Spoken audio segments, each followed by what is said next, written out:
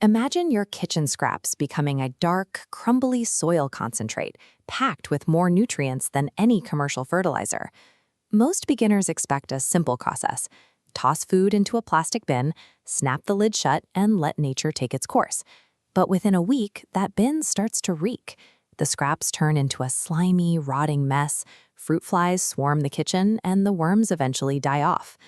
These failures happen when we treat a worm bin like a mechanical garbage disposal, rather than a living biological system. To fix this, we have to look at how these creatures actually survive in the wild. Red wiggler compost worms don't actually have the mouthparts to eat your discarded food directly. Instead, they harvest the microscopic bacteria and fungi that bloom on top of decaying organic matter.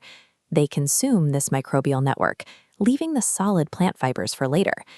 This realization shifts your primary job from feeding the worms to culturing these microbes. Success in vermicomposting is purely about creating the specific environment where microscopic life can multiply. Microbes grow fastest on soft, high-moisture plant matter, such as banana peels, cucumber skins, and melon rinds.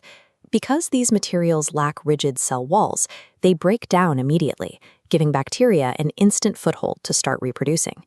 You can speed this up by chopping those scraps or freezing and thawing them before they go in the bin. As a single block of food splits into smaller fragments, it provides hundreds of new square inches for bacteria. With more surface area available, microbes colonize the food from every angle, creating a massive food surge for the worms. The physical preparation of the scraps dictates the speed of the entire system. While soft greens are ideal, meat, dairy, and oily leftovers are completely incompatible with a worm bin. These proteins and fats undergo putrefaction, a process that breeds foul-smelling bacteria and invites flies and rodents into the bin. You should also avoid chemical disruptors like acidic citrus fruits or pungent onions, which can burn the worm's skin and alter the soil's pH. Adding these items effectively destroys the microbial food source that the worms depend on for survival. Beyond food, a healthy bin requires carbon-rich browns like shredded plain cardboard, egg cartons, and newspaper. This bedding acts as a buffer, absorbing the excess moisture and nitrogen released by the decaying food scraps. To fine-tune the environment, add used coffee grounds for nitrogen and thoroughly crushed eggshells for calcium. The eggshells serve a vital mechanical role. They provide the grit worms need to grind up food particles in their gizzards.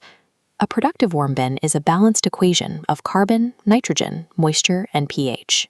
Even with the right ingredients, many caretakers still crash their systems by overfeeding.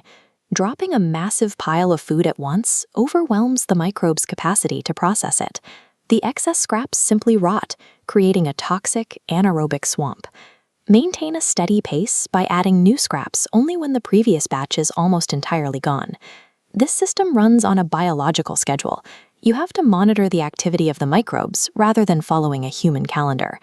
When managed correctly, the bin becomes a highly efficient engine. Kitchen waste vanishes while the worm population naturally grows to meet the demand. This microscopic activity generates the dense biological castings that provide plants with long-term fertility. Every discarded peel carries the nitrogen and minerals needed to build the next generation of growth in your garden. Understanding this hidden world turns a discarded banana peel into the precise fuel that powers your garden.